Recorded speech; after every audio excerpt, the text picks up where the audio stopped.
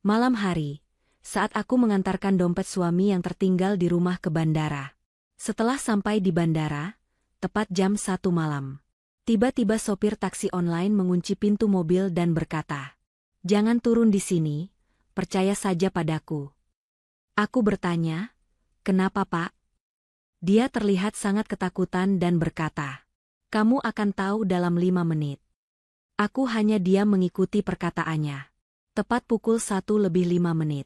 3 polisi mengepung kami. Aku tak menyangka. Ternyata, sebelum ceritanya dimulai, silahkan tulis di kolom komentar dari daerah mana saja teman-teman yang menonton cerita ini. Jangan lupa like dan subscribe agar channel ini bisa semakin berkembang dan bisa mempersembahkan cerita yang lebih menarik lagi. Jarum jam di dinding ruang tengah menunjukkan pukul 12 malam lewat 15 menit. Suasana rumah besar itu terasa begitu sunyi dan dingin. Dila baru saja selesai merapikan meja kerja suaminya, Anton, yang berantakan karena persiapan dinas luar kota yang mendadak. Anton pamit dengan terburu-buru 1 jam yang lalu. Ia mengatakan ada masalah mendesak di proyek pembangunan cabang baru di Kalimantan yang mengharuskannya terbang dengan penerbangan paling pagi. Dila yang merupakan seorang istri penurut, hanya bisa membantu menyiapkan pakaian dan kebutuhan suaminya tanpa banyak bertanya. Ia percaya penuh pada Anton. Lelaki itu adalah sosok suami yang sempurna di matanya selama 3 tahun pernikahan mereka. Anton pekerja keras, santun, dan selalu memperlakukan Dila dengan lembut. Saat Dila hendak mematikan lampu ruang kerja, matanya menangkap sebuah benda berwarna hitam tergeletak di bawah tumpukan berkas di sudut meja. Jantungnya berdesir saat ia mengenali benda itu. Itu adalah dompet kulit milik Anton. Dila segera mengambilnya dan memeriksa isinya. Kartu identitas, kartu kredit utama, kartu debit, dan sejumlah uang tunai ada di dalamnya. Dila panik seketika. Bagaimana mungkin Anton bisa berangkat tanpa dompet ini? Tanpa kartu identitas, suaminya tidak akan bisa masuk ke dalam pesawat. Tanpa kartu kredit dan uang, Anton akan kesulitan selama di perjalanan. Pikiran buruk mulai menghantui Dila. Ia membayangkan suaminya kebingungan di bandara, marah-marah, atau bahkan terlantar karena kecerobohan ini. Dila segera berlari ke kamar mengambil ponselnya. Ia mencoba menghubungi nomor Anton berkali-kali. Nada sambung terdengar, namun tidak ada jawaban. Mungkin Anton sedang dalam perjalanan atau ponselnya dalam mode hening. Dila semakin gelisah. Ia melirik jam dinding lagi. Pukul 12 lewat 20 menit. Penerbangan Anton dijadwalkan pukul 2 pagi. Masih ada waktu jika ia berangkat sekarang. Jarak rumah mereka ke bandara sekitar 45 menit jika jalanan lancar. Dila tidak bisa menyetir mobil sendiri di malam hari, karena matanya agak rabun jika terkena sorot lampu kendaraan dari arah berlawanan, dan sopir pribadi keluarganya sudah pulang ke rumahnya sendiri sejak sore tadi. Tanpa berpikir panjang, Dila memutuskan untuk memesan taksi online. Ia membuka aplikasi di ponselnya dengan jari gemetar. Ia harus mengantarkan dompet ini. Ia tidak ingin suaminya mendapat masalah. Setelah menunggu beberapa menit mencari pengemudi, aplikasi menunjukkan bahwa seorang pengemudi telah menerima pesanannya. Nama pengemudi itu tertera di layar ponsel. Hasan. Mobilnya berwarna hitam dengan plat nomor genap. Posisi mobil itu tidak jauh dari kompleks perumahan Dila, hanya butuh waktu 5 menit untuk sampai. Dila segera mengenakan jilbab dan mengambil jaket tebal untuk menahan udara malam. Ia menggenggam dompet Anton erat-erat, seolah benda itu adalah nyawa suaminya. 5 menit kemudian, sebuah mobil sedan hitam berhenti tepat di depan gerbang rumah. Dila bergegas keluar dan mengunci pintu rumah. Ia membuka pintu belakang mobil dan masuk. Hawa dingin pendingin udara langsung menyergap kulit wajahnya. Di kursi depan, duduk seorang pria parubaya dengan rambut yang sudah memutih di bagian samping. Pria itu menatap Dila sekilas lewat kaca spion tengah. Tatapannya tajam, namun wajahnya datar tanpa ekspresi. Dila menyapa dengan sopan dan meminta maaf, karena memesan kendaraan larut malam. Ia menjelaskan tujuannya ke terminal keberangkatan domestik bandara. Pak Hasan, sang pengemudi, hanya mengangguk pelan tanpa menoleh ke belakang. Ia mulai menjalankan mobil perlahan meninggalkan area perumahan mewah itu. Suasana di dalam mobil terasa sangat hening. Tidak ada musik radio yang menyala, tidak ada percakapan basa-basi yang biasanya dilakukan sopir taksi online untuk mencairkan suasana. Hanya suara deru mesin mobil dan gesekan ban dengan aspal yang terdengar. Mobil melaju membelah jalan tol yang lengang. Lampu-lampu jalan membiaskan cahaya oranye yang suram ke dalam kabin mobil. Dila duduk gelisah sambil terus memandangi ponselnya, berharap Anton menelepon balik. Namun layar ponselnya tetap gelap. Ia mencoba mengirim pesan singkat memberitahu bahwa ia sedang menuju bandara mengantarkan dompet, tetapi pesan itu hanya berstatus centang 1. Mungkin Anton kehabisan baterai atau sinyal di jalan menuju bandara sedang buruk. Dilla berusaha menenangkan dirinya sendiri. Ia menyandarkan punggung ke jok mobil, mencoba mengatur napas. Namun, ada sesuatu yang aneh dengan Pak Hasan. Dilla menyadari bahwa pengemudi itu terlalu sering melirik ke arah spion tengah, menatap Dilla atau mungkin memastikan kondisi di belakang mobil. Setiap beberapa menit, mata tua itu akan bertemu dengan mata Dilla di pantulan cermin. Dilla mulai merasa tidak nyaman. Ia merapatkan jaketnya dan memeluk tas tangannya yang berisi dompet Anton. Perasaan was-was mulai muncul. Berita kriminal tentang kejahatan taksi online yang sering ia baca di media sosial tiba-tiba berputar di kepalanya. Ia seorang wanita, sendirian, di tengah malam buta, bersama seorang pria asing di jalan tol yang sepi. Dilla mencoba menepis pikiran negatif itu. Ia berzikir pelan dalam hati untuk mengusir rasa takut. Ia meyakinkan diri bahwa Pak Hasan hanyalah seorang bapak tua yang sedang mencari nafkah untuk keluarganya. Mungkin dia lelah atau memang pembawaannya pendiam. Untuk mengalihkan rasa takut, Dilla melihat keluar jendela. Pemandangan gedung-gedung tinggi mulai berganti menjadi area terbuka yang gelap di sekitar jalan tol menuju bandara. Kecepatan mobil stabil, tidak terlalu kencang namun juga tidak lambat. Pak Hasan mengemudi dengan sangat hati-hati, terlalu hati-hati bahkan.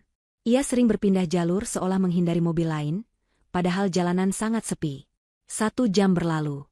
Cahaya terang bandara mulai terlihat di kejauhan. Dilla menghela napas lega.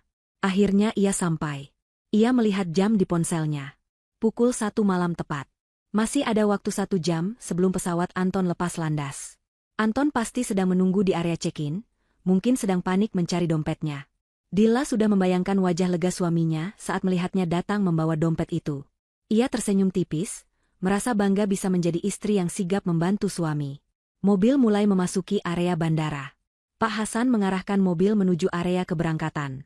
Namun, alih-alih berhenti di lobi utama yang ramai dan terang benderang, Pak Hasan terus melajukan mobilnya pelan menuju ujung area penurunan penumpang. Area itu jauh lebih sepi dan pencahayaannya agak remang-remang, karena beberapa lampu jalan di sana mati. Dilla mengerutkan kening. Ia hendak menegur Pak Hasan untuk berhenti di lobi tengah saja, namun lidahnya keluh saat melihat ekspresi Pak Hasan di spion. Wajah pria tua itu kini terlihat tegang dan berkeringat dingin. Mobil berhenti tepat di ujung trotoar, di dekat pilar beton besar yang memisahkan area umum dan area parkir VIP. Di luar sana sangat sepi. Tidak ada porter yang berjaga, tidak ada penumpang lain yang lalu lalang. Hanya ada kegelapan malam dan suara angin kencang bandara. Dilla merasa bulu kuduknya meremang. Instingnya mengatakan ada yang tidak beres. Ia ingin segera turun, berlari masuk ke dalam keramaian terminal, dan mencari Anton. Ia memegang gagang pintu mobil, bersiap untuk membukanya begitu mobil berhenti sempurna. Namun, saat Dilla menarik tuas pintu itu tidak terbuka. Terkunci. Dilla menariknya lagi dengan lebih keras. Tetap tidak bisa. Ia mencoba pintu di sebelahnya. Sama saja. Pintu mobil itu terkunci dari pusat kendali di kursi pengemudi. Kepanikan luar biasa langsung meledak di dada Dilla. Napasnya memburu. Ia menatap Pak Hasan dengan mata terbelalak ketakutan. Pikiran tentang penculikan dan perampokan kini terasa sangat nyata. Dilla memukul kaca jendela, mencoba menarik perhatian siapapun di luar sana, tapi tempat itu benar-benar sunyi. Dilla berteriak dengan suara bergetar. Ia bertanya mengapa pintu dikunci dan meminta Pak Hasan membukanya sekarang juga. Namun, Pak Hasan tidak bergerak. Pria tua itu mencengkeram setir mobil dengan kuat hingga buku-buku jarinya memutih. Ia tidak menoleh ke belakang, tapi matanya menatap tajam ke arah trotoar gelap di sebelah kiri mobil. Dilla semakin histeris. Ia memohon agar dilepaskan. Ia menawarkan uang, perhiasan, dan dompet yang ia bawa asalkan ia dibiarkan pergi. Tiba-tiba Pak Hasan bersuara. Suaranya rendah, berat, dan terdengar sangat serius. Berbeda jauh dengan nada sopan saat menjemput tadi. Ia melarang Dilla turun di tempat itu. Ia menyuruh Dilla untuk percaya saja padanya. Kalimat itu justru membuat Dilla semakin takut. Bagaimana mungkin ia bisa percaya pada orang asing yang mengurungnya di dalam mobil tengah malam begini? Dilla menangis, air matanya membasahi pipi dan jilbabnya. Ia bertanya dengan putus asa kenapa Pak Hasan melakukan ini padanya. Pak Hasan menoleh sedikit, wajahnya terlihat sangat ketakutan namun, matanya memancarkan ketegasan. Ia berkata bahwa Dilla akan tahu jawabannya dalam 5 menit. Ia mengatakan bahwa nyawa Dilla ada di dalam hitungan waktu 5 menit itu. Dilla terdiam, lumpuh oleh rasa takut dan bingung. Tubuhnya gemetar hebat di jok belakang. Ia tidak berani melawan lagi, karena takut Pak Hasan akan menyakitinya jika ia bertindak nekat. Ia hanya bisa meringkuk memeluk tasnya, berdoa dalam hati agar Anton atau siapapun datang menyelamatkannya. Detik demi detik berlalu dengan sangat lambat, terasa seperti penyiksaan. Dilla menatap jam digital di dashboard mobil. Angka menit terus berganti. 1 menit, 2 menit, 3 menit. Keheningan di dalam mobil terasa mematikan, sementara di luar sana, kegelapan seolah menyembunyikan monster yang siap menerkam. 5 menit yang disebutkan Pak Hasan terasa seperti 5 tahun bagi Dilla. Ia duduk mematung di kursi belakang, napasnya tertahan di tenggorokan. Air matanya terus mengalir tanpa suara. Matanya liar menatap sekeliling, mencari celah untuk kabur, namun sistem pengunci otomatis mobil ini membuatnya terperangkap sempurna. Pak Hasan masih duduk diam di depan, matanya tidak lepas dari spion samping dan kaca depan, seolah sedang mengawasi pergerakan musuh yang tak kasat mata. Ketegangan di dalam mobil begitu padat hingga Dilla merasa sulit bernapas. Tepat saat jam digital di dashboard menunjukkan pukul 1:05, suasana sepi itu pecah seketika. Dari arah belakang dan depan, 3 mobil polisi dengan sirine yang memekakan telinga muncul entah dari mana. Lampu strobo biru dan merah menyala terang, memecah kegelapan sudut bandara itu. Mobil-mobil polisi itu memblokir jalan, mengepung taksi yang ditumpangi Dilla. Dilla menjerit tertahan. Pikirannya langsung menyimpulkan bahwa polisi datang untuk menangkap Pak Hasan. Ia merasa sedikit lega, harapan selamat muncul di benaknya. Polisi pasti sudah melacak pergerakan mencurigakan taksi ini. Beberapa petugas polisi berseragam lengkap dengan rompi anti peluru melompat keluar dari mobil patroli. Mereka memegang senjata laras panjang, bergerak taktis dan cepat. Dilla menunduk, takut terkena peluru nyasar jika terjadi baku tembak. Ia mendengar teriakan polisi yang memerintahkan seseorang untuk tiarap dan menyerah. Suara bentakan itu terdengar keras dan garang. Dilla menutup telinganya rapat-rapat, berdoa agar mimpi buruk ini segera berakhir. Namun, yang terjadi selanjutnya membuat Dilla bingung. Polisi-polisi itu tidak mengarahkan senjata mereka ke mobil Pak Hasan. Mereka berlari melewati mobil taksi itu dan menyergap seseorang yang berdiri di dalam bayang-bayang pilar beton, tepat di titik di mana pintu penumpang mobil Dilla seharusnya terbuka jika Pak Hasan tidak menguncinya tadi. Dilla memberanikan diri mengangkat kepalanya sedikit untuk melihat apa yang terjadi. Di trotoar itu, polisi sedang meringkus seorang pria berjaket hitam tebal yang mengenakan topi hingga menutupi wajah. Pria itu sempat mencoba melawan, namun jumlah polisi terlalu banyak. Ia dijatuhkan ke aspal dengan kasar. Tangan pria itu dipelintir ke belakang dan diborgol. Saat pria itu meronta, sebuah benda jatuh dari saku jaketnya. Sebuah pisau lipat dan kain sapu tangan yang tampak basah. Salah satu polisi mengambil sapu tangan itu dengan hati-hati menggunakan sarung tangan dan memasukkannya ke dalam kantong bukti. Bau tajam bahan kimia samar-samar tercium bahkan hingga ke dalam mobil saat polisi lain membuka pintu taksi dari luar. Seorang perwira polisi mengetuk kaca jendela pengemudi. Pak Hasan menurunkan kaca jendela. Polisi itu memberi hormat singkat pada Pak Hasan, seolah mereka sudah saling kenal. Polisi itu mengatakan bahwa target sudah diamankan dan situasi terkendali. Pak Hasan mengangguk lega, bahunya yang sejak tadi tegang perlahan turun. Ia kemudian membuka kunci pintu otomatis mobil. Suara klik dari kunci pintu terdengar seperti musik pembebasan bagi Dilla. Dilla masih gemetar hebat, bingung dengan situasi yang berbalik 180 derajat ini. Ia bertanya dengan suara parau pada Pak Hasan apa yang sebenarnya terjadi. Mengapa polisi menangkap pria di luar sana dan bukan Pak Hasan? Mengapa polisi terlihat menghormati Pak Hasan? Pak Hasan memutar tubuhnya menghadap Dilla. Wajahnya kini terlihat lembut, tatapan matanya penuh rasa iba dan hormat. Ia memperkenalkan dirinya ulang. Ia bukan sekadar sopir taksi biasa. Ia adalah Hasan, mantan kepala keamanan pribadi almarhum ayah Dilla. Dilla terkesiap. Ia samar-samar mengingat nama itu, nama orang kepercayaan ayahnya dulu yang sudah lama pensiun. Pak Hasan menjelaskan bahwa ia telah ditugaskan secara rahasia oleh mendiang ayah Dilla sebelum meninggal untuk tetap mengawasi dan melindungi Dilla dari kejauhan. Ayah Dilla selalu memiliki firasat buruk tentang orang-orang yang mendekati putrinya demi harta. Malam ini, Pak Hasan mendapat informasi bahwa ada rencana jahat yang menargetkan Dilla. Pria yang diringkus polisi tadi adalah pembunuh bayaran yang disewa untuk menculik Dilla begitu Dilla turun dari taksi. Kain yang dibawa pria itu berisi kloroform dosis tinggi untuk membius Dilla seketika. Dilla menutup mulutnya dengan tangan, menahan jeritan ngeri. Ia hampir saja melangkah keluar menuju kematiannya sendiri.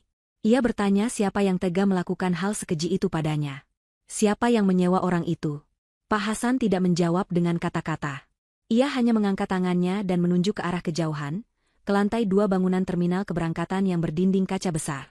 Area itu adalah area tunggu keberangkatan internasional, bukan domestik seperti tujuan dinas Anton. Dilla mengikuti arah telunjuk Pak Hasan. Di balik kaca besar yang terang benderang itu, Dilla melihat sosok yang sangat ia kenal. Anton. Suaminya. Anton berdiri di sana, memandang ke bawah, ke arah keributan di tempat parkir.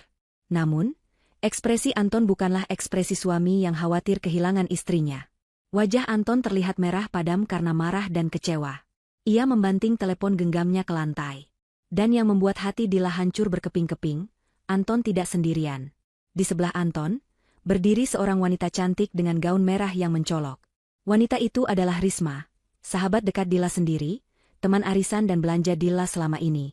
Risma memegang lengan Anton dengan mesra, mencoba menenangkan Anton. Di dekat kaki mereka, terdapat 2 koper besar. Bukan koper untuk dinas kerja, melainkan koper liburan. Anton merangkul pinggang Risma dengan akrab, gestur yang tidak mungkin dilakukan oleh sekadar teman. Mereka berdua menatap ke arah mobil polisi dengan tatapan benci, seolah rencana besar mereka baru saja digagalkan. Dunia Dilla runtuh detik itu juga. Air matanya kembali tumpah. Namun kali ini bukan karena takut, melainkan karena rasa sakit yang teramat sangat di dadanya. Pengkhianatan itu terpampang jelas di depan matanya. Suami yang ia cintai dan hormati, serta sahabat yang ia percayai, bersekongkol untuk menyingkirkannya. Rencana dinas luar kota itu bohong. Dompet yang tertinggal itu hanyalah umpan agar Dilla keluar rumah tengah malam dan datang ke bandara ini untuk dihabisi. Pak Hasan membiarkan Dilla menangis sejenak, memberikan waktu bagi wanita muda itu untuk memproses kenyataan pahit ini. Setelah tangis Dilla mulai mereda menjadi isak tertahan, Pak Hasan menjalankan mobilnya pelan, menjauh dari lokasi kejadian, membawa Dilla pergi dari bandara yang penuh kepalsuan itu. Sambil menyetir, Pak Hasan meminta Dilla membuka dompet Anton yang sejak tadi dipeluknya. Dengan tangan gemetar, Dilla membuka dompet kulit itu. Di dalamnya memang ada kartu identitas dan kartu kredit. Tapi saat Dilla menarik uang tunai di dalamnya, ia menyadari sesuatu yang ganjil. Di sela-sela uang itu terselip sebuah kertas yang terlipat rapi. Itu bukan struk belanja, melainkan selembar tiket pesawat satu arah ke luar negeri atas nama Anton dan Risma. Dan di balik tiket itu, ada selembar lagi kertas yang membuat darah Dilla mendidih. Sebuah polis asuransi jiwa atas nama Dilla dengan nilai pertanggungan miliaran rupiah, yang baru saja disetujui seminggu yang lalu, dengan Anton sebagai ahli waris tunggal. Semua menjadi masuk akal sekarang. Anton tidak butuh dompet ini karena ia sudah memegang paspor dan tiket di saku lainnya. Dompet ini sengaja ditinggalkan agar Dilla datang mengantarnya. Jika Dilla turun dari taksi tadi, ia akan diculik, dibunuh, dan mayatnya dibuang entah kemana. Anton kemudian akan melaporkan Dilla hilang, lalu mencairkan uang asuransi itu untuk hidup mewah bersama Risma di luar negeri. Kekejaman rencana itu membuat Dilla mual. Namun, di tengah rasa hancur itu, sebuah perasaan baru mulai tumbuh di hati Dilla. Rasa sakit itu perlahan berubah menjadi kemarahan yang dingin dan tajam. Ia menatap wajahnya sendiri di cermin rias mobil. Wajah wanita lemah yang naif itu sudah hilang, digantikan oleh wajah wanita yang terluka namun sadar sepenuhnya. Ia menghapus air matanya dengan kasar. Ia menatap Pak Hasan dari spion, dan bertanya apa yang harus ia lakukan sekarang. Pak Hasan tersenyum tipis, senyum seorang pelindung yang siap berperang. Ia berkata bahwa Anton belum tahu kalau Dilla sudah mengetahui segalanya. Bagi Anton, ini hanyalah rencana penculikan yang gagal karena ada razia polisi. Ini adalah keuntungan terbesar Dilla. Dilla masih dianggap bodoh dan tidak tahu apa-apa. Pak Hasan menyarankan Dilla untuk pulang, berpura-pura tidak terjadi apa-apa, dan memulai permainan sandiwara untuk menghancurkan Anton dan Risma perlahan-lahan dari dalam. Malam ini, Dilla yang lama telah mati di bandara. Dilla yang baru telah lahir, dan ia siap menuntut balas. Mobil sedan hitam milik Pak Hasan meluncur pelan meninggalkan area bandara yang kini terasa seperti neraka bagi Dilla. Jarak antara bandara dan jalan tol utama terasa begitu panjang, seolah mereka sedang menyeberangi jembatan antara dua dunia yang berbeda. Di dalam mobil, keheningan kembali meraja, namun kali ini bukan keheningan yang canggung, melainkan keheningan penuh duka dan kemarahan yang tertahan. Dilla masih memeluk tas tangannya erat-erat, seakan tas itu adalah pelampung di tengah lautan badai yang baru saja menghantam hidupnya. Air matanya sudah kering, menyisakan jejak lengket di pipi yang terasa perih. Ia menatap kosong ke jalanan aspal yang diterangi lampu kuning suram, sementara otaknya berusaha mencerna semua informasi mengerikan yang baru saja ia terima dalam waktu kurang dari 1 jam. Pak Hasan, yang sejak tadi fokus mengemudi, mulai berbicara dengan nada suara yang tenang dan kebapakan. Ia tahu bahwa Dilla membutuhkan penjelasan logis untuk meredam gejolak emosinya. Pak Hasan menjelaskan bahwa ia sudah mencurigai gerak-gerik Anton sejak 6 bulan lalu. Saat itu, Pak Hasan yang masih memiliki jaringan dengan rekan-rekan lamanya di kepolisian dan dunia keamanan swasta, mendengar kabar burung tentang seorang pengusaha muda yang terjerat hutang judi online dalam jumlah fantastis. Pengusaha itu adalah Anton. Awalnya Pak Hasan tidak ingin percaya, namun bukti-bukti mulai bermunculan. Anton sering terlihat menggadaikan aset-aset kecil tanpa sepengetahuan Dilla, dan perilakunya semakin tertutup. Dilla mendengarkan cerita itu dengan hati teriris. Ia teringat bagaimana Anton sering mengeluh tentang proyek yang macet, atau klien yang telat membayar tagihan sebagai alasan meminta tanda tangan Dilla untuk mencairkan dana darurat dari rekening bersama. Ternyata, semua uang itu bukan untuk bisnis, melainkan hangus di meja judi maya. Dilla merasa begitu bodoh. Ia merasa telah gagal menjaga amanah mendiang ayahnya yang mewariskan perusahaan dan aset keluarga kepadanya. Ia telah membiarkan serigala berbulu domba tidur di sampingnya setiap malam, memakan sedikit demi sedikit daging kehidupannya tanpa ia sadari. Pak Hasan kemudian meminta Dilla untuk memeriksa kembali isi dompet Anton lebih teliti. Masih ada satu hal lagi yang belum Dilla lihat. Dengan jari yang masih sedikit gemetar, Dilla merogoh bagian terdalam dompet kulit itu, di balik slot kartu nama yang jarang dibuka. Di sana, terlipat sangat kecil, terdapat selembar kertas tipis. Dilla membukanya perlahan. Itu adalah surat kuasa. Surat kuasa penuh untuk memindahkan kepemilikan sertifikat rumah utama dan tanah warisan di pusat kota dari atas nama Dilla menjadi atas nama Anton.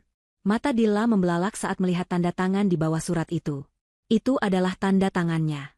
Namun, Dilla yakin 100% ia tidak pernah menandatangani dokumen semacam itu. Pak Hasan menjelaskan bahwa Anton kemungkinan besar telah memalsukan tanda tangan Dilla, atau menyelipkan dokumen ini di antara tumpukan berkas kantor yang sering Anton minta untuk Dilla tanda tangani saat Dilla sedang lengah atau mengantuk. Rencana Anton sangat rapi dan jahat. Jika malam ini Dilla berhasil diculik dan dihilangkan, Anton akan menggunakan surat kuasa ini secepat mungkin sebelum berita kehilangan Dilla menyebar luas. Dengan begitu, seluruh aset properti akan berpindah tangan secara legal sebelum polisi mulai menyelidiki. Anton dan Risma akan kaya raya, sementara Dilla hanya akan menjadi catatan orang hilang di kantor polisi. Dilla meremas kertas itu dengan geram. Rasa cintanya pada Anton yang selama 3 tahun ini ia pupuk dengan kesetiaan dan pengabdian, seketika berubah menjadi abu. Tidak ada lagi rasa sayang, yang tersisa hanyalah rasa jijik yang mendalam. Ia membayangkan wajah Anton yang tersenyum manis saat pamit tadi, padahal di dalam hatinya ia sedang menghitung detik kematian istrinya sendiri. Dilla menatap pantulan wajahnya di kaca jendela. Wanita lemah lembut yang penurut itu harus mati malam ini juga, digantikan oleh sosok baru yang tidak akan memberi ampun. Ia bersumpah demi nama baik ayahnya dan demi harga dirinya sendiri, ia tidak akan membiarkan Anton dan Risma menang satu langkah pun. Pak Hasan melirik Dilla dari spion, dan melihat perubahan sorot mata majikannya itu. Ia tahu Dilla sudah siap. Pak Hasan pun mulai menyusun strategi. Ia berkata bahwa Dilla harus pulang sekarang juga sebelum Anton kembali. Skenario yang harus dimainkan adalah Dilla tidak pernah pergi ke bandara. Dilla harus berpura-pura menemukan dompet itu di rumah, terselip di suatu tempat yang logis. Dengan begitu, Anton akan bingung. Rencana Anton di bandara sudah gagal total karena razia polisi, dan jika ia tahu Dilla tidak pernah datang ke sana, ia akan merasa aman karena mengira kejahatannya tidak tercium. Rasa aman palsu itulah yang akan menjadi senjata utama Dilla untuk menjebak Anton perlahan-lahan. Perjalanan pulang terasa lebih cepat daripada saat berangkat. Jalanan ibu kota yang mulai sepi di jam 2 pagi, seolah memberi jalan bagi Dilla untuk menyusun kepingan rencana balas dendamnya. Dilla mulai menghapus jejak air mata di wajahnya, merapikan jilbabnya yang berantakan, dan melatih ekspresi wajahnya. Ia mencoba tersenyum di depan cermin kecil di pelindung matahari mobil. Senyum itu terlihat kaku awalnya, namun perlahan ia bisa membuat senyum manis palsu yang biasa ia berikan pada Anton. Ia harus menjadi aktris terbaik dalam drama kehidupannya sendiri mulai detik ini. Taruhannya bukan piala citra, melainkan nyawa dan masa depannya. Sesampainya di depan gerbang kompleks perumahan, Pak Hasan mematikan lampu mobil agar tidak menarik perhatian satpam atau tetangga yang mungkin terjaga. Ia menurunkan Dilla sedikit jauh dari rumah, agar suara mesin mobil tidak terdengar. Sebelum Dilla turun, Pak Hasan memberikan sebuah benda kecil seukuran kancing baju. Itu adalah alat penyadap suara berteknologi tinggi. Pak Hasan berpesan agar Dilla menaruh alat itu di tempat yang sering digunakan Anton untuk menelepon, namun tidak mudah terlihat. Dilla menggenggam alat kecil itu erat-erat, mengangguk mantap, lalu turun dari mobil. Ia berjalan mengendap-endap masuk ke dalam rumahnya sendiri, rumah yang kini terasa seperti medan perang yang sunyi. Dilla membuka pintu rumah dengan sangat hati-hati, memastikan tidak ada suara engsel yang berderit. Rumah besar itu menyambutnya dengan kegelapan dan keheningan yang mencekam. Aroma pewangi ruangan beraroma lavender yang biasanya menenangkan, kini terasa menyesakkan dada. Setiap sudut rumah ini mengingatkannya pada kenangan palsu bersama Anton. Sofa tempat mereka menonton film bersama, meja makan tempat mereka sarapan, semuanya kini terlihat seperti properti panggung sandiwara. Dilla mengunci pintu depan kembali, memastikan semuanya tampak seolah-olah tidak pernah ada yang keluar rumah malam itu. Langkah pertama yang Dilla lakukan adalah menuju kamar mandi. Ia membasuh wajahnya dengan air dingin berkali-kali, membersihkan sisa-sisa kepedihan dan ketakutan yang mungkin masih membekas di raut wajahnya. Ia menatap cermin wastafel lama sekali. Di sana, ia melihat wanita yang sama, namun dengan jiwa yang berbeda. Matanya yang biasanya sayu dan lembut, kini memancarkan kilatan tajam yang dingin. Ia berbisik pada bayangannya sendiri di cermin, menguatkan hati bahwa ia bisa melakukan ini. Ia bukan lagi Dilla yang naif. Ia adalah anak dari seorang pengusaha sukses yang mewarisi darah pejuang. Setelah merasa cukup tenang, Dilla keluar dari kamar mandi dan mulai mengatur panggung sandiwaranya. Ia membawa dompet Anton ke ruang tengah. Ia berpikir sejenak, mencari tempat yang paling masuk akal untuk menemukan dompet itu. Tidak boleh terlalu tersembunyi, tapi juga tidak boleh terlalu menyolok agar Anton percaya bahwa ia benar-benar mencarinya. Akhirnya, Dilla memilih menyelipkan dompet itu separuh terlihat di celah antara dudukan sofa dan sandaran tangan. Seolah-olah dompet itu jatuh dari saku celana Anton saat ia duduk memakai sepatu tadi. Posisi itu sempurna. Dilla kemudian duduk di sofa itu, menyalakan televisi dengan volume sangat rendah, dan membiarkan lampu ruang tengah tetap menyala redup. Ia mengambil sebuah buku majalah, berpura-pura ketiduran sambil menunggu kabar dari suaminya. Jantungnya berdegup kencang saat mendengar suara mobil mendekat dari kejauhan. Itu pasti Anton. Jam dinding menunjukkan pukul 3 pagi. Waktu yang cukup bagi Anton untuk kembali dari bandara setelah menyadari rencananya gagal, atau setelah berpura-pura panik mencari dompet. Suara mesin mobil berhenti di depan pagar. Dilla memejamkan matanya, mengatur napas agar terlihat teratur seperti orang tidur. Terdengar suara pintu pagar dibuka, langkah kaki terburu-buru di teras, dan kemudian suara kunci diputar di lubang pintu. Pintu terbuka kasar. Anton masuk dengan napas memburu. Penampilannya sedikit berantakan, dasinya longgar, dan wajahnya penuh keringat. Namun Dilla tahu, itu bukan keringat karena panik kehilangan dompet, melainkan keringat ketakutan karena melihat polisi di bandara tadi. Anton memanggil nama Dilla dengan suara keras. Dilla pura-pura tersentak kaget, menjatuhkan majalah yang dipegangnya. Ia menguap lebar, mengucek matanya, dan menatap Anton dengan wajah bingung yang dibuat-buat. Ia bertanya dengan suara serak khas bangun tidur, kenapa Anton sudah pulang lagi? Bukankah pesawatnya berangkat jam 2 tadi? Akting Dilla sangat meyakinkan. Anton tampak tertegun sejenak melihat istrinya yang terlihat santai dan baru bangun tidur di sofa. Anton segera menguasai diri. Ia mulai melancarkan kebohongannya. Dengan wajah memelas yang sangat terlatih, ia bercerita bahwa ia baru sadar dompetnya hilang saat sudah sampai di jalan tol menuju bandara. Ia panik setengah mati dan memutuskan untuk putar balik, karena tidak mungkin bisa terbang tanpa identitas. Ia juga mengarang cerita bahwa jalanan macet total karena ada kecelakaan truk, sehingga ia baru sampai rumah sekarang. Dilla mendengarkan semua bual itu dengan ekspresi prihatin, padahal dalam hati ia ingin muntah mendengar setiap kata yang keluar dari mulut suaminya. Ia tahu persis di mana Anton berada tadi. Dilla kemudian berdiri, memegang lengan Anton dengan lembut, dan berkata bahwa ia juga sempat khawatir karena Anton tidak bisa dihubungi. Lalu, dengan gerakan natural, Dilla menunjuk ke arah celah sofa. Ia berkata mungkin dompet itu jatuh di situ. Mata Anton mengikuti arah telunjuk Dilla. Saat melihat ujung dompet kulitnya menyembul dari sela sofa, wajah Anton berubah drastis. Ada kelegaan luar biasa yang terpancar, namun juga ada kebingungan. Anton segera menyambar dompet itu dan memeriksanya. Isinya lengkap. Uang, kartu, semuanya ada.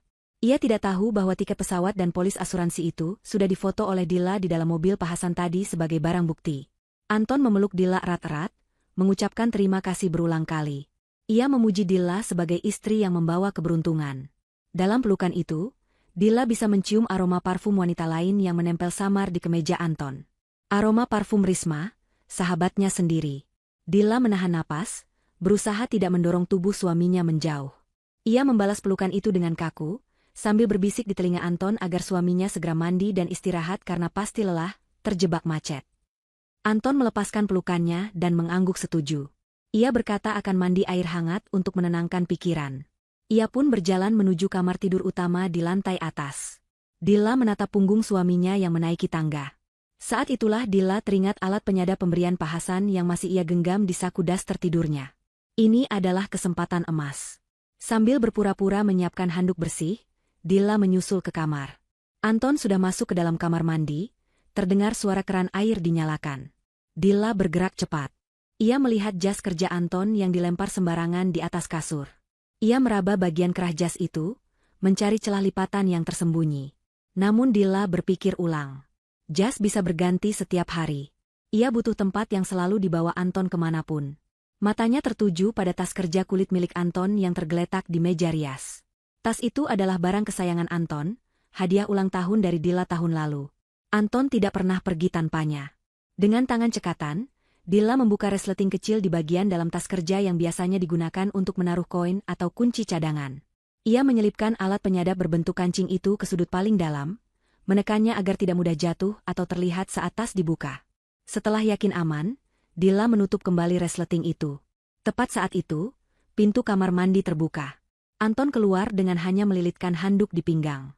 Dilla segera berbalik, tersenyum manis sambil menyodorkan pakaian ganti yang sudah ia siapkan.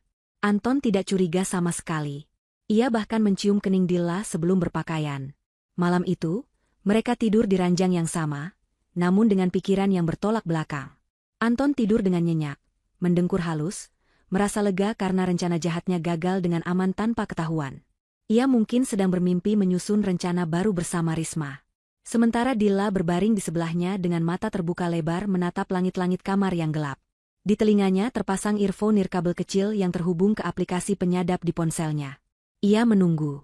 Ia tahu, penjahat seperti Anton tidak akan bisa menahan diri untuk tidak menghubungi komplotannya. Dan benar saja. Saat subuh menjelang, ketika Dilla pura-pura pergi ke dapur untuk minum, ia mendengar suara notifikasi dari tas kerja Anton melalui earphone-nya. Anton memang tidak menelepon saat Dilla ada di kamar, tapi ia meninggalkan ponsel keduanya di dalam tas itu. Alat penyadap itu mulai bekerja, merekam getaran suara dari ponsel yang berdering di dalam tas. Permainan baru saja dimulai, dan kali ini, Dilla yang memegang kendali. Pagi hari di kediaman Dilla dan Anton, dimulai dengan aroma kopi yang menyengat dan kepalsuan yang lebih pekat daripada kabut pagi. Dilla berdiri di dapur, mengenakan jilbab bergo berwarna abu-abu muda, tangannya sibuk mengoleskan selai pada roti panggang. Gerakannya mekanis, matanya menatap kosong ke arah taman belakang lewat jendela dapur. Semalam ia nyaris tidak tidur. Suara dengkuran Anton yang tenang di sebelahnya terasa seperti ejekan bagi jiwanya yang terguncang. Namun, Dilla tahu ia harus bermain cantik. Ia harus menjadi istri yang melayani, tersenyum, dan terlihat bodoh. Saat Anton turun dari tangga dengan setelan jas rapi dan wajah segar, seolah tidak pernah merencanakan pembunuhan semalam, Dilla memaksakan sudut bibirnya untuk naik membentuk senyuman hangat. Anton duduk di meja makan, membuka koran pagi, kebiasaan lama yang ia lakukan hanya untuk terlihat berwibawa. Ia memuji sarapan yang dibuat Dilla, menyebutnya istri terbaik di dunia. Pujian itu membuat perut Dilla mual, seolah ada batu besar yang menekan ulu hatinya. Dilla menjawab dengan nada manja yang dibuat-buat, menanyakan apakah Anton tidur nyenyak setelah insiden dompet itu. Anton tertawa renyah, mengatakan bahwa ia tidur sangat pulas karena lega dompetnya ketemu. Ia bahkan berani menatap mata Dilla lurus-lurus saat berbohong. Kemampuan manipulasi suaminya benar-benar mengerikan. Dilla menyadari, selama ini ia hidup dengan seorang aktor watak kelas 1. Setelah Anton berangkat ke kantor, Dilla tidak membuang waktu. Ia segera berlari ke kamar, mengambil ponselnya, dan memasang penyuara telinga. Aplikasi penyadap yang terhubung dengan alat di tas kerja Anton sudah aktif. Sinyal menunjukkan Anton sedang berada di dalam mobilnya, terjebak kemacetan pagi ibu kota. Suara di balik penyuara telinga itu terdengar jernih, seolah Dilla duduk tepat di samping suaminya. Terdengar suara musik radio sebentar, lalu bunyi nada sambung telepon. Anton sedang menelepon seseorang. Dilla menahan napas saat mendengar suara wanita di seberang sana. Itu suara Risma. Percakapan yang terjadi selanjutnya membuat darah Dilla mendidih hingga ke ubun-ubun. Tidak ada kata-kata manis atau romantis selayaknya pasangan selingkuh. Percakapan mereka penuh kepanikan dan amarah. Anton memaki-maki keadaan, menyalahkan polisi yang merusak rencana mereka di bandara. Ia berteriak bahwa ia dikejar tenggat waktu pembayaran utang judi online yang sudah jatuh tempo besok. Nilainya mencapai 3 miliar rupiah. Jika ia tidak membayar, preman-preman penagih utang mengancam akan mendatangi kantor dan rumahnya. Reputasi Anton sebagai pengusaha sukses akan hancur seketika, dan ia bisa dipenjara. Risma di ujung telepon terdengar sama paniknya. Namun ia lebih licik. Wanita itu mengingatkan Anton tentang rencana cadangan. Ia menyebutkan tentang brankas rahasia di rumah tua peninggalan ayah Dilla. Risma yakin di sana ada emas batangan dan sertifikat tanah yang belum diatasnamakan siapapun. Masalahnya, Anton tidak tahu kombinasi kode brankas itu. Hanya Dilla yang tahu. Risma mendesak Anton untuk membujuk Dilla dengan cara apapun agar mau membuka brankas itu, atau setidaknya memancing Dilla menyebutkan tanggal-tanggal penting yang mungkin menjadi kode kuncinya. Anton menyetujui ide itu. Ia berkata akan pulang lebih awal dan membawa hadiah untuk Dilla agar istrinya itu luluh. Mendengar rencana busuk itu, Dilla segera menghubungi Pak Hasan. Setengah jam kemudian, mobil Pak Hasan sudah terparkir di depan rumah. Dilla masuk ke dalam mobil dengan membawa tas berisi dokumen-dokumen penting yang ia ambil dari brankas kecil di kamarnya. Wajahnya pucat namun matanya menyala penuh tekad. Ia menceritakan semua yang ia dengar kepada Pak Hasan. Pria parubaya itu mengangguk mengerti. Ia menyarankan Dilla untuk segera mengamankan aset-aset likuid yang bisa diakses Anton. Mereka berdua pergi ke bank sentral dan kantor notaris kepercayaan ayah Dilla. Di bank, Dilla memindahkan sebagian besar dana dari rekening bersama ke rekening pribadi baru yang tidak diketahui Anton. Ia juga memblokir akses kartu kredit tambahan yang dipegang Anton dengan alasan keamanan karena dompet sempat hilang. Di notaris, Dilla membuat akta perlindungan aset sementara. Langkah-langkah ini ia lakukan dengan cepat dan senyap. Pak Hasan mendampinginya seperti seorang ayah yang melindungi putrinya dari penjahat. Siang itu, Dilla merasa sedikit lebih kuat. Ia telah memotong salah satu kaki gurita yang menjeratnya. Anton akan segera menyadari bahwa keran uangnya mulai macet. Sore harinya, Anton benar-benar pulang lebih awal seperti janjinya di telepon. Ia membawa sebuket bunga mawar merah besar dan sebuah bungkusan kecil dari apotek. Dilla menyambutnya di pintu dengan senyum lebar, berpura-pura terkejut dan bahagia. Anton memberikan bunga itu, mencium pipi Dilla, lalu menyerahkan bungkusan kecil itu. Ia berkata bahwa itu adalah vitamin impor kualitas terbaik yang ia beli khusus untuk Dilla. Katanya, Dilla terlihat pucat dan lelah akhir-akhir ini, jadi Anton ingin memastikan kesehatan istrinya tetap terjaga. Kata-katanya begitu manis, penuh perhatian palsu yang memuakan. Dilla menerima botol vitamin itu dengan tangan gemetar yang ia sembunyikan di balik punggungnya. Ia mengucapkan terima kasih dengan nada haru. Namun, begitu Anton masuk ke kamar mandi untuk membersihkan diri, Dilla segera memeriksa botol itu. Labelnya memang vitamin biasa, tapi segelnya terlihat sudah pernah dibuka dan direkatkan kembali dengan lem yang sedikit berantakan. Insting Dilla berteriak bahaya. Ia menuangkan satu butir kapsul ke telapak tangannya. Warnanya sedikit berbeda dengan kapsul vitamin pada umumnya, ada bercak bubuk putih halus di cangkangnya. Malam itu, saat makan malam, Anton terus mendesak Dilla untuk meminum vitamin itu di depannya. Tatapan Anton begitu intens, seolah ia sedang menunggu sesuatu terjadi. Dilla dengan cerdik berpura-pura mengambil air minum ke dapur. Di sana, ia membuang kapsul itu ke lubang wastafel dan menggantinya dengan permen mint yang bentuknya mirip. Ia kembali ke meja makan dan menelan permen itu di depan Anton. Anton tersenyum puas, senyum yang menyeratkan kemenangan semu. Ia tidak tahu bahwa Dilla baru saja menyelamatkan nyawanya sendiri dari upaya peracunan perlahan. Di dalam kamar mandi, Dilla menyiram sisa vitamin di botol itu ke dalam kloset sedikit demi sedikit setiap harinya, menyisakan botol kosong sebagai bukti bahwa ia rutin meminumnya.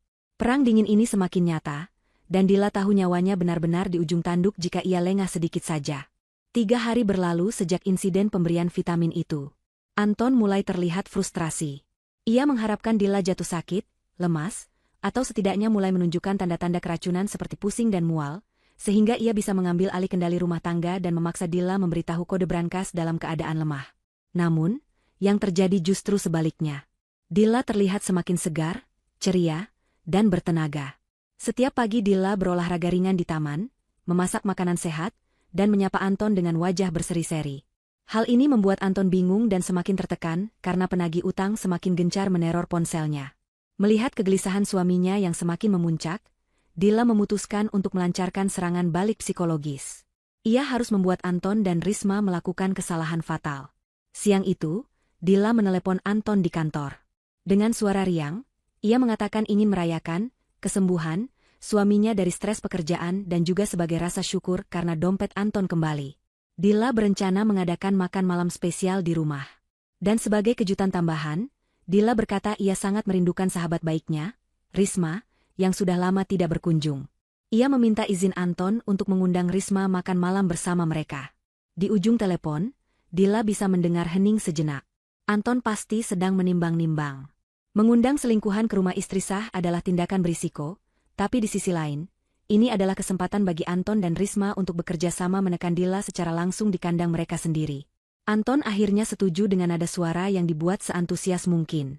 Ia tidak tahu bahwa ia baru saja menyetujui undangan masuk ke dalam perangkap singa betina. Malam itu, meja makan di rumah Dilla ditata dengan sangat mewah. Lilin-lilin aromaterapi dinyalakan, piring-piring porselen terbaik dikeluarkan, dan hidangan steak daging wagyu tersaji menggugah selera. Dilla mengenakan gaun muslimah berwarna merah marun yang elegan, wajahnya dipoles riasan minimalis namun tegas, memancarkan aura nyonya rumah yang berkuasa. Tepat pukul 7 malam, bel pintu berbunyi. Anton membukakan pintu untuk Risma. Wanita itu datang dengan gaun ketat yang memamerkan lekuk tubuh, kontras dengan penampilan Dilla yang tertutup. Risma membawa bingkisan buah tangan, tersenyum manis pada Dilla, lalu memeluk Dilla dengan gaya cipika-cipiki yang penuh kepalsuan. Dilla membalas pelukan itu, merasakan dinginnya kulit ular yang melilit tubuhnya. Makan malam dimulai dengan percakapan basa-basi yang canggung. Anton dan Risma sesekali saling melirik, bertukar kode mata. Dilla pura-pura tidak melihat. Ia sibuk melayani tamu dan suaminya, menuangkan air, menawarkan tambah daging, menjadi tuan rumah yang sempurna.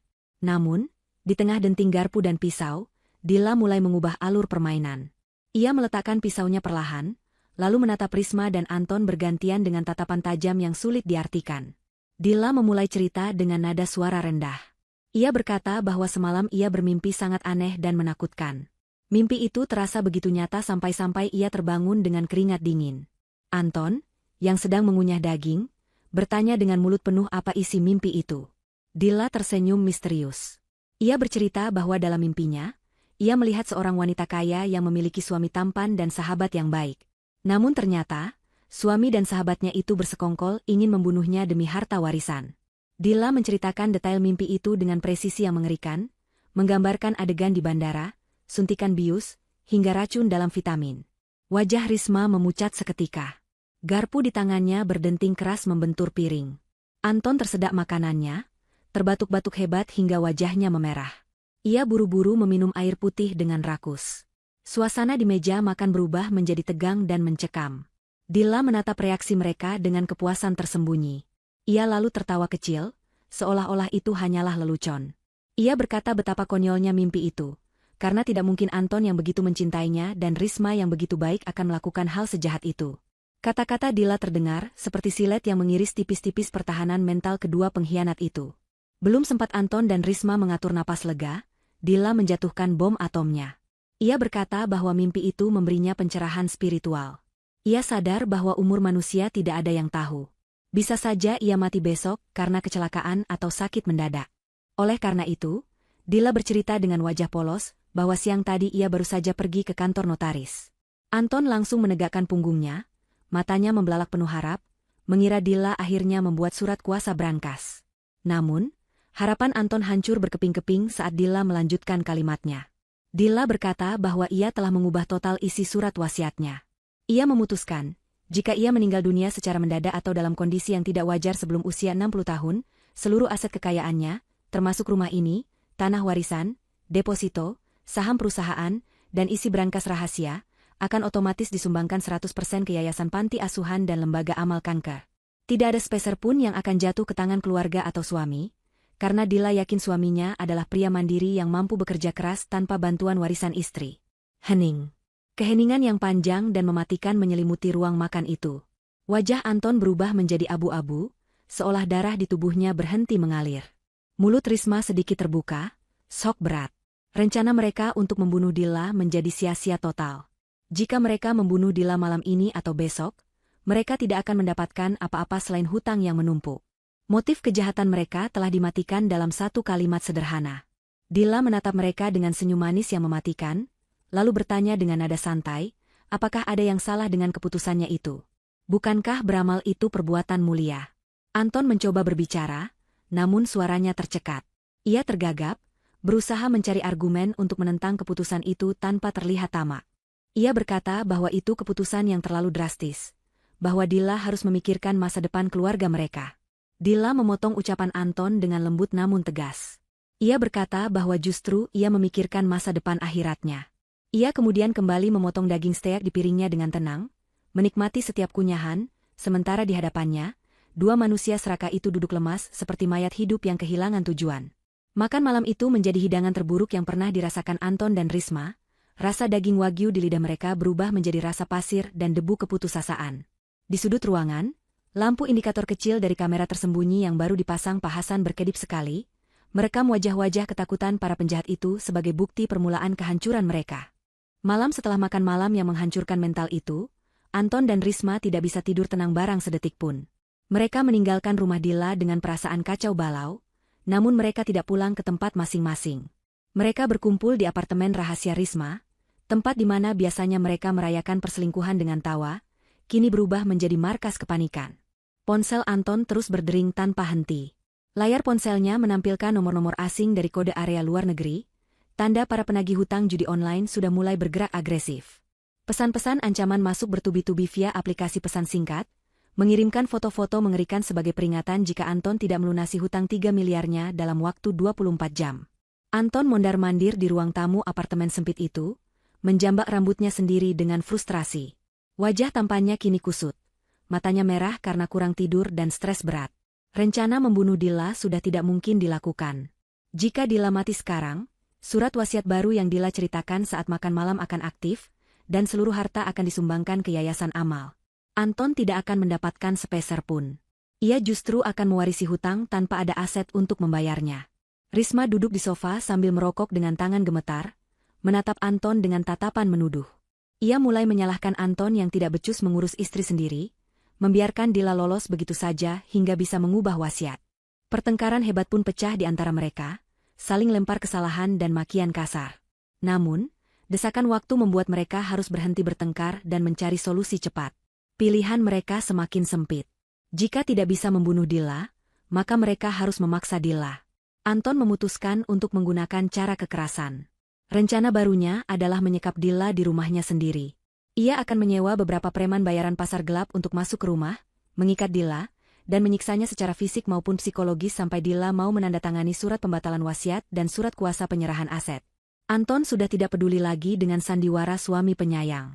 Ia butuh uang itu sekarang, atau nyawanya yang akan melayang di tangan mafia judi. Keesokan harinya, Anton tidak pulang ke rumah. Ia beralasan ada audit mendadak di kantor dan harus menginap. Padahal, ia sedang mengatur pertemuan dengan 3 orang preman bertubuh besar di sebuah warung kopi pinggiran kota. Ia menjanjikan bayaran besar setelah aset Dilla berhasil dikuasai.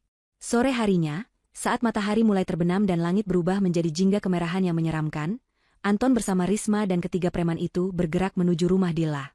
Mereka menggunakan mobil van sewaan berkaca gelap, agar tidak dikenali tetangga. Sesampainya di depan rumah, suasana terlihat sangat sepi.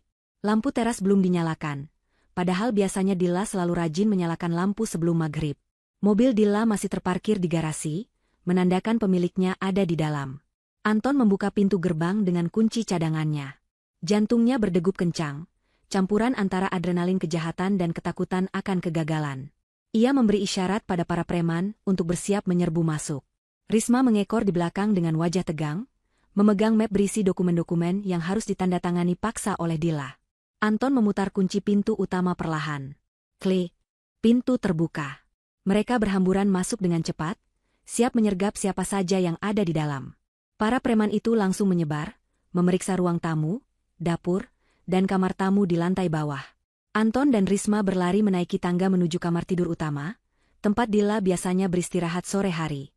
Anton menendang pintu kamar hingga terbuka lebar, berteriak memanggil nama istrinya dengan nada mengancam. Namun, kamar itu kosong. Tempat tidur rapi, tidak ada tanda-tanda kehidupan.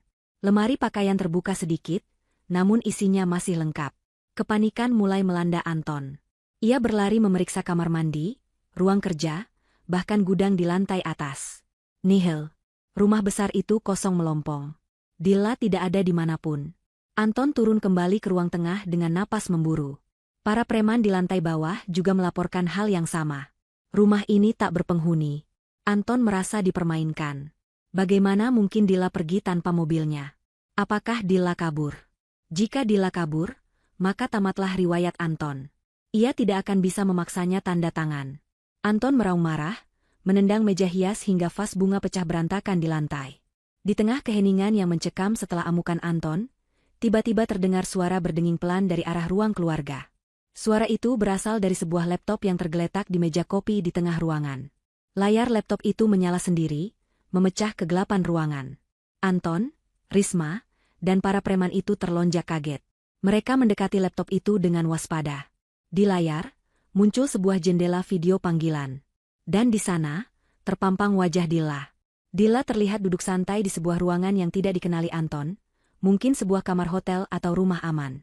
Ia mengenakan jilbab hitam, wajahnya tenang tanpa senyum, menatap lurus ke kamera seolah ia bisa melihat Anton yang berdiri di depan laptop itu. Anton mendekatkan wajahnya ke layar, matanya melotot marah. Ia bertanya dengan bentakan keras di mana Dilla berada, dan menyuruhnya pulang sekarang juga. Namun Dilla tidak gentar sedikitpun. Ia menatap Anton dengan tatapan dingin yang menusuk tulang. Dilla berkata dengan suara jernih yang diperkeras oleh pengeras suara laptop. Ia menyapa Anton dan Risma, juga menyapa tamu-tamu tak diundang yang dibawa suaminya. Anton terdiam, menyadari bahwa Dilla tahu ada orang lain di sana. Dilla kemudian menunjuk ke sudut atas layar laptop, di mana terdapat ikon kecil bertuliskan, live, dengan angka penonton yang terus bertambah. Dilla memberitahu Anton bahwa saat ini, kamera tersembunyi yang tersebar di seluruh penjuru rumah sedang menyiarkan secara langsung kedatangan mereka ke sebuah server pribadi yang bisa diakses oleh pengacara Dilla dan pihak kepolisian jika Dilla menekan satu tombol darurat. Anton pucat pasi. Ia sadar ia sedang diawasi. Namun Dilla belum menekan tombol lapor polisi itu. Dilla masih memberinya kesempatan bicara. Dilla berkata bahwa ia tahu Anton datang untuk meminta harta, bukan. Ia tahu Anton dikejar hutang judi dan butuh uang cepat malam ini juga. Anton yang sudah terdesak, membuang gengsinya. Ia memohon pada layar laptop, mengakui bahwa ia butuh uang itu atau ia akan mati dibunuh preman penagih hutang. Ia meminta Dilla membatalkan wasiat konyol itu. Risma juga ikut memohon, menangis buaya agar Dilla berbelas kasihan. Dilla tersenyum tipis, senyum yang penuh teka-teki. Ia berkata bahwa ia tidak sejahat itu membiarkan suaminya mati konyol. Ia berkata bahwa surat wasiat itu memang benar adanya, aset-aset legal seperti rumah dan tabungan sudah dikunci oleh notaris. Namun, Dilla mengaku masih memiliki harta cair yang tidak tercatat dalam wasiat. Harta peninggalan ayahnya dalam bentuk emas batangan dan uang tunai mata uang asing yang disimpan di sebuah lokasi rahasia, yang nilainya cukup untuk melunasi hutang Anton, dan bahkan sisa untuk Risma berfoya-foya. Anton dan Risma langsung menegakkan kepala, mata mereka berbinar oleh keserakahan yang kembali menyala. Umpan telah dilempar, dan ikan-ikan lapar itu siap menyambarnya. Suasana di ruang tengah rumah mewah itu berubah drastis. Ketegangan karena ancaman kekerasan kini berganti menjadi ketegangan karena harapan akan harta karun. Anton menatap layar laptop dengan napas tertahan, seolah nyawanya bergantung pada setiap kata yang akan keluar dari mulut Dilla. Ia mendesak Dilla untuk segera memberitahu di mana lokasi harta itu. Ia berjanji akan pergi selamanya dari hidup Dilla setelah mendapatkan uang tersebut. Risma pun ikut mendekat ke layar, telinganya dipasang tajam-tajam, takut melewatkan satu detail pun. Ketamakan telah membutakan logika mereka, membuat mereka lupa bahwa wanita yang sedang mereka hadapi adalah wanita yang sama yang telah mereka hianati dan coba bunuh. Dilla memulai penjelasannya dengan tenang. Ia berkata bahwa harta itu disimpan di gudang lama milik keluarga, sebuah bangunan bekas pabrik tekstil ayah Dilla yang sudah tidak beroperasi bertahun-tahun di pinggiran kawasan industri. Tempat itu terbengkalai dan jarang dikunjungi orang, tempat persembunyian yang sempurna. Dilla memberikan instruksi spesifik. Harta itu tidak ditaruh begitu saja. Harta itu dikubur di bawah lantai beton di ruang paling belakang, tepat di bawah bekas mesin pemintal nomor 7. Dilla menyebutkan bahwa mereka harus membongkar lantai itu. Ia juga memberikan kombinasi angka untuk membuka peti besi yang ada di dalamnya. Tanggal pernikahan mereka, dibalik. Mendengar detail yang begitu meyakinkan, Keraguan Anton sirna seketika. Ia tahu gudang itu. Ia pernah ke sana sekali saat awal menikah untuk mengecek aset. Tempat itu memang sepi dan menyeramkan. Cocok untuk menyembunyikan sesuatu yang ilegal atau tidak tercatat pajak. Tanpa membuang waktu, Anton berteriak pada para preman bayarannya. Ia memerintahkan mereka untuk ikut bersamanya ke gudang itu. Ia butuh tenaga mereka untuk menggali dan membongkar beton. Ia menjanjikan bonus tambahan jika mereka berhasil mengeluarkan peti itu malam ini juga. Anton menutup laptop dengan kasar, memutus sambungan video call sepihak. Ia tidak butuh melihat wajah Dila lagi. Yang ia butuhkan hanya emas itu. Rombongan Anton dan Risma segera meninggalkan rumah Dila seperti badai yang berlalu. Mereka memacu mobil van sewaan itu, membelah jalanan malam dengan kecepatan gila. Anton menyetir seperti orang kesurupan, menerobos lampu merah, menyalip kendaraan lain dengan sembrono. Di kepalanya hanya terbayang tumpukan emas yang berkilauan. Risma duduk di sampingnya sambil memegang peta lokasi gudang di ponselnya, memberikan arahan jalan pintas agar lebih cepat sampai.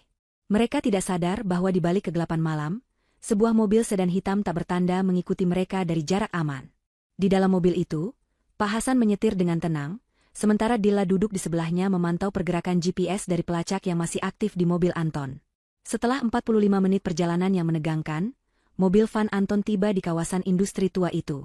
Jalanan di sana rusak parah, berlubang dan becek, dikelilingi ilalang tinggi yang tumbuh liar. Bangunan gudang milik keluarga Dila berdiri angker di ujung jalan buntu, dindingnya yang kusam terkelupas dimakan usia, gerbang besinya berkarat. Anton menabrakkan mobilnya ke gerbang reot itu, hingga rantainya putus dan gerbang terbuka paksa. Mereka masuk ke halaman gudang dan melompat turun. Anton mengambil linggis dan sekop yang sudah ia persiapkan di bagasi mobil, lalu membagikannya kepada para preman. Risma menyalakan senter besar untuk menerangi jalan. Mereka mendobrak pintu gudang yang sudah lapuk. Bau apek, debu, dan kotoran tikus langsung menyergap hidung. Gudang itu luas dan gelap gulita. Hanya sorot senter Risma yang menjadi satu-satunya sumber cahaya, menciptakan bayangan-bayangan panjang yang menari di dinding. Anton memimpin di depan, berlari menuju bagian belakang gudang mencari bekas mesin nomor 7, seperti petunjuk Dila. Suara langkah kaki mereka bergema di ruangan kosong itu. Akhirnya, mereka menemukan mesin tua yang dimaksud, sebuah monster besi berkarat yang tertidur dalam debu. Anton menunjuk ke lantai beton di bawah mesin itu. Ia memerintahkan para preman untuk mulai menghancurkan lantai itu dengan linggis dan palu besar. Suara dentuman besi menghantam beton memecah keheningan malam. Mereka bekerja keras, bergantian memukul lantai hingga retak dan hancur. Keringat bercucuran membasahi tubuh mereka. Anton ikut membantu menggali tanah di bawah pecahan beton dengan tangan kosong saking tidak sabarnya. Risma terus menyemangati mereka, matanya berkilat-kilat membayangkan perhiasan yang akan ia miliki. Setelah hampir 1 jam menggali dengan susah payah, ujung sekop salah satu preman membentur sesuatu yang keras. Bunyi tang yang nyaring terdengar. Anton menyuruh berhenti. Ia menyuruh Risma mendekatkan cahaya senter. Di dalam lubang galian sedalam 1 meter itu, terlihat permukaan sebuah peti besi berukuran sedang. Peti itu terlihat kokoh dan berat. Jantung Anton berdegup kencang, rasanya hampir meledak karena kegembiraan. Itu dia. Harta karunnya. Masa depan dan kebebasannya ada di dalam kotak besi itu. Dengan susah payah, mereka mengangkat peti besi yang berat itu ke atas lantai gudang. Peti itu berlumuran tanah liat. Anton membersihkan bagian kunci kombinasi dengan ujung bajunya. Tangannya gemetar hebat saat memutar angka-angka kombinasi sesuai petunjuk Dila. Angka tanggal pernikahan mereka, dibalik. Klik. Kunci terbuka. Mekanisme peti itu berbunyi halus. Anton menatap Risma, mereka bertukar pandang penuh kemenangan. Risma merapat ke sisi Anton, siap melihat kilauan emas. Para preman juga mendekat, menagih janji bayaran mereka. Anton menarik tuas peti dan membuka tutupnya lebar-lebar. Namun, tidak ada cahaya emas yang memancar keluar. Tidak ada tumpukan uang dolar. Tidak ada perhiasan berlian. Mata Anton terbelalak, mulutnya menganga tak percaya. Risma menjerit tertahan. Isi peti itu hanyalah tumpukan kertas. Kertas-kertas bekas, map-map dokumen lama, dan beberapa foto yang dicetak besar. Anton dengan panik mengaduk-aduk isi peti itu, berharap emasnya tertimbun di bawah kertas. Tapi nihil. Peti itu hanya berisi kertas. Ia mengambil salah satu kertas itu dan membacanya di bawah sorotan senter. Itu adalah salinan surat hutang judi online Anton, lengkap dengan rincian transaksi dan bunga yang membengkak. Kertas lainnya adalah bukti transfer dari rekening Anton ke rekening Risma selama 2 tahun terakhir. Dan yang paling menyakitkan, foto-foto yang ada di situ adalah foto-foto Anton dan Risma saat check-in di hotel, saat makan malam romantis, dan foto CCTV saat mereka berpelukan di bandara malam itu. Di atas tumpukan dokumen itu, terdapat sebuah amplop putih bersih dengan tulisan tangan Dila yang rapi, hadiah untuk pengkhianat. Anton membuka amplop itu dengan tangan lemas. Di dalamnya hanya ada secari kertas bertuliskan, harta yang kalian cari tidak ada di sini. Yang ada di sini hanyalah bukti kejahatan kalian yang sudah aku kumpulkan. Nikmatilah waktu kalian bersama bukti-bukti ini, karena polisi sedang dalam perjalanan. Baru saja Anton selesai membaca kalimat terakhir itu, tiba-tiba lampu sorot bertenaga tinggi menyala dari segala arah di luar gudang, menembus masuk melalui celah-celah jendela yang pecah, membuat gudang itu terang benderang menyilaukan mata. Suara sirine polisi meraung-raung, kali ini jauh lebih banyak dan lebih dekat daripada kejadian di bandara. Suara megafon terdengar lantang dari luar. Kami dari kepolisian. Gedung ini sudah dikepung. Jangan bergerak atau kami tembak. Anton menjatuhkan kertas itu ke lantai.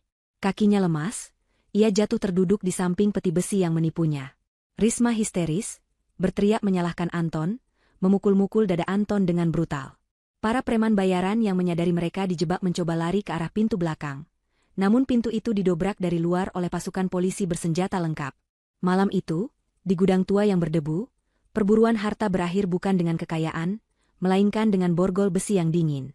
Anton dan Risma, pasangan yang disatukan oleh keserakahan, kini terperangkap bersama dalam lubang yang mereka gali sendiri. Cahaya lampu sorot yang menyilaukan mata menembus kegelapan gudang tua itu, seperti pedang cahaya yang membelah malam. Suara bising sirine polisi bersahut-sahutan dengan teriakan peringatan melalui pengeras suara, menciptakan kakofoni yang memekakkan telinga. Debu-debu beterbangan di udara, terpapar sinar putih yang tajam, membuat suasana di dalam gudang terasa seperti panggung pertunjukan neraka.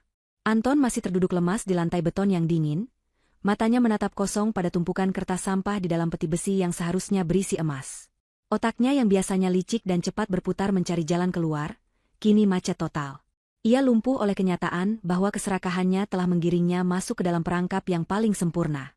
Di sebelahnya, Risma menjerit histeris.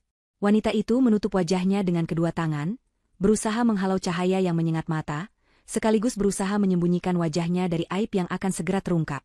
Para preman bayaran yang menyadari situasi genting ini, mencoba melakukan perlawanan nekat. Salah satu preman bertubuh kekar mencoba berlari menerobos jendela samping.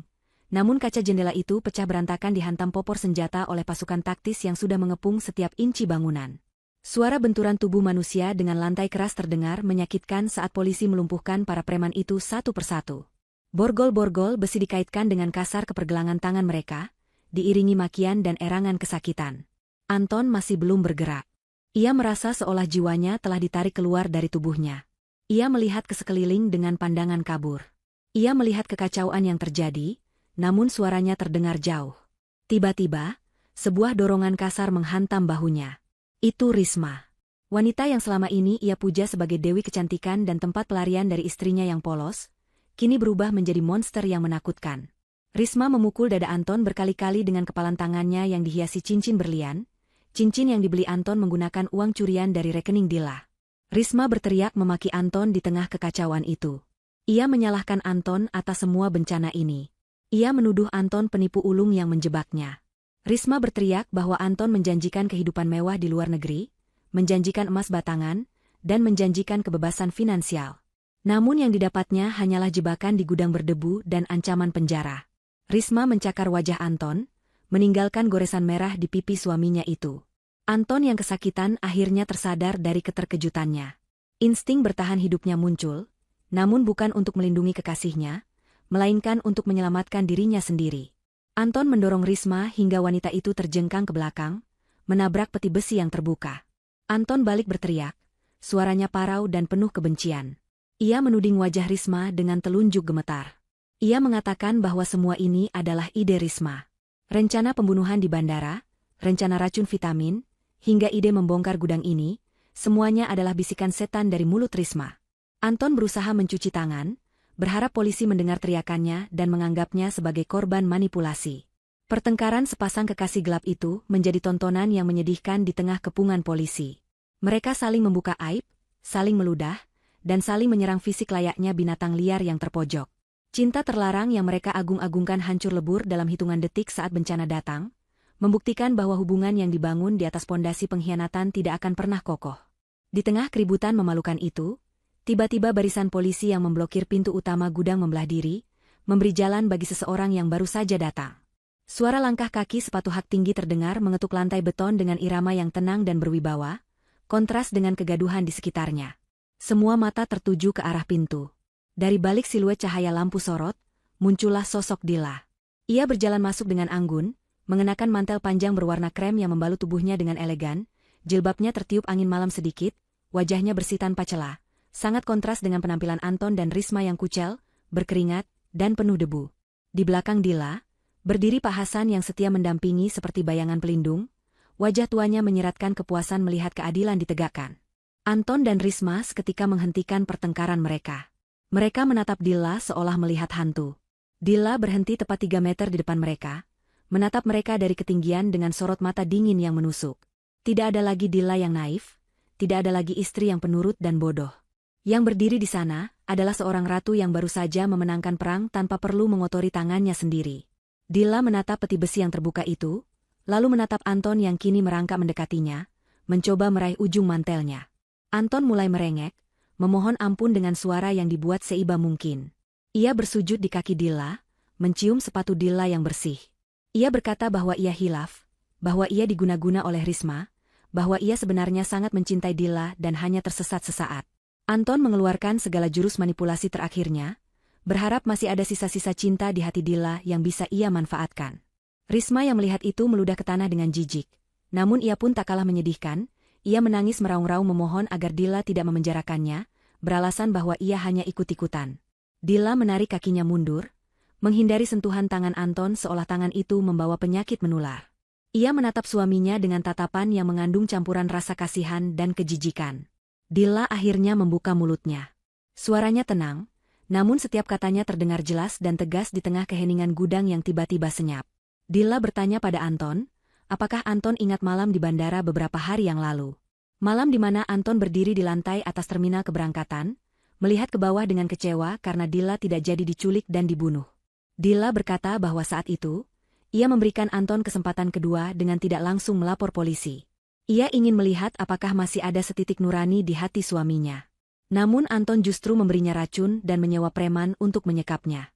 Anton terdiam, wajahnya pucat pasi. Ia tidak bisa menyangkal lagi. Bukti-bukti kejahatannya sudah terpampang nyata. Dilla kemudian mengeluarkan ponselnya, memperlihatkan layar yang masih menyala. Di layar itu, terlihat kolom komentar yang bergerak sangat cepat.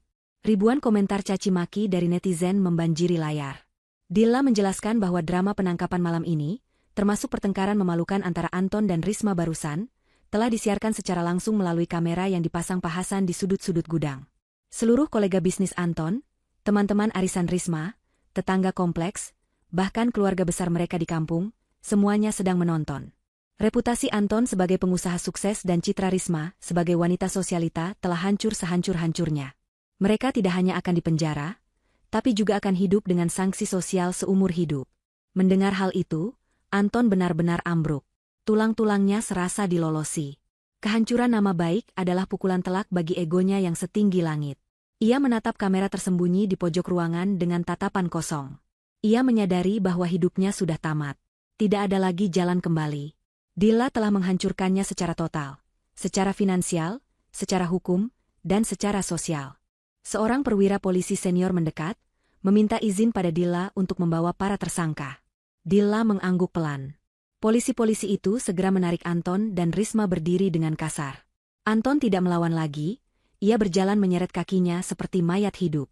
Risma masih mencoba meronta, berteriak memanggil pengacara, namun suaranya tenggelam di balik pintu mobil tahanan yang dibanting keras. Satu persatu mobil polisi mulai meninggalkan lokasi, membawa para penjahat itu menuju takdir mereka di balik jeruji besi. Gudang itu kini kembali sepi, hanya menyisakan Dilla, Pak Hasan, dan beberapa petugas forensik yang sedang mengumpulkan barang bukti. Dilla menghela napas panjang, menghembuskan beban berat yang selama ini menghimpit dadanya. Udara malam yang berdebu kini terasa segar baginya. Ia menatap peti besi kosong itu sekali lagi. Peti itu adalah simbol dari pernikahan mereka. Terlihat kokoh dan berharga dari luar, namun kosong dan penuh sampah di dalamnya. Dilla berbalik badan, memberi isyarat pada Pak Hasan untuk pulang. Pak Hasan tersenyum bangga, membukakan pintu mobil untuk majikannya. Di dalam mobil, Dilla tidak menangis. Ia justru merasa sangat ringan. Malam ini adalah akhir dari mimpi buruknya, dan awal dari hidup barunya yang sebenarnya. Ia telah membuktikan pada dirinya sendiri dan pada mendiang ayahnya, bahwa ia sanggup menjaga kehormatan dan harta keluarga dari tangan-tangan jahat. Dilla memejamkan mata, membiarkan mobil membawanya pulang ke rumah yang kini akan benar-benar menjadi miliknya seutuhnya, tanpa ada lagi racun yang mengotorinya. 6 bulan telah berlalu sejak malam penangkapan yang menggemparkan itu. Waktu bergulir membawa perubahan besar dalam hidup Dilla. Proses hukum terhadap Anton dan Risma berjalan dengan lancar dan cepat berkat bukti-bukti tak terbantahkan yang telah dikumpulkan oleh Dilla dan Pak Hasan. Rekaman suara penyadap, video CCTV di bandara, rekaman siaran langsung pengakuan mereka di rumah dan di gudang, serta dokumen-dokumen pemalsuan tanda tangan, semuanya menjadi paku mati bagi pembelaan pengacara Anton. Tidak ada celah bagi mereka untuk lolos. Hakim menjatuhkan vonis maksimal bagi keduanya atas pasal berlapis, percobaan pembunuhan berencana, penipuan, penggelapan aset, dan pemalsuan dokumen negara. Anton kini mendekam di sebuah lembaga pemasyarakatan dengan keamanan maksimum. Kehidupannya di balik jeruji besi jauh lebih buruk dari yang pernah ia bayangkan. Tidak ada lagi jas mahal, tidak ada lagi makanan enak, dan tidak ada lagi penghormatan. Yang lebih mengerikan bagi Anton bukanlah hukuman penjara itu sendiri, melainkan hutang-hutangnya. Para bandar judi online dan lintah darat yang ia hutangi ternyata memiliki jaringan hingga ke dalam penjara. Anton menjadi bulan-bulanan narapidana lain suruhan para penagih hutang itu. Setiap hari ia hidup dalam ketakutan, jatah makanannya sering dirampas, dan ia harus tidur di lantai dingin tanpa alas. Wajah tampannya kini tirus dan penuh bekas luka, tatapan matanya liar dan paranoid. Ia benar-benar merasakan karma instan atas keserakahannya.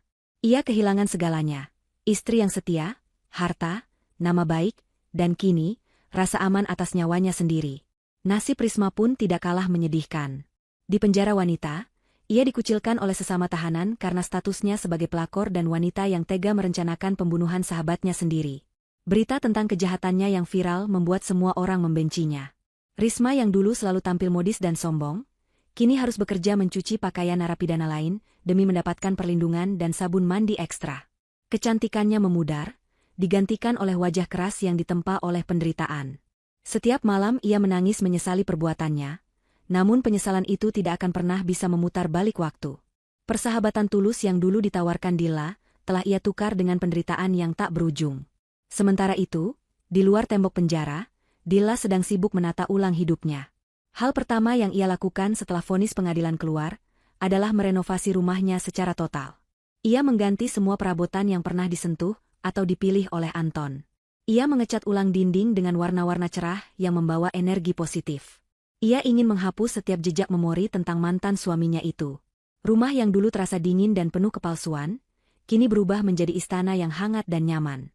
Dilla juga resmi mengambil alih kendali penuh atas perusahaan peninggalan ayahnya.